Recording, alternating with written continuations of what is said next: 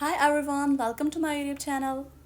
In this short tutorial, I'm gonna show you that how to change email on TikTok app.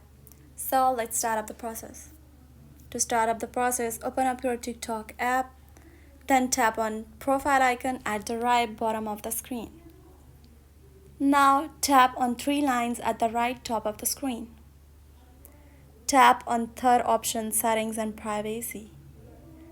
Now tap on first option, account. Tap on user information. Now here is second option, email. Tap on this option. Now from here, first option, tap on this option to change your email. Now you have to enter your new email here and your email will be changed. If you have any question about the whole process, let me know in the comment section below. Subscribe to this channel for more tutorials.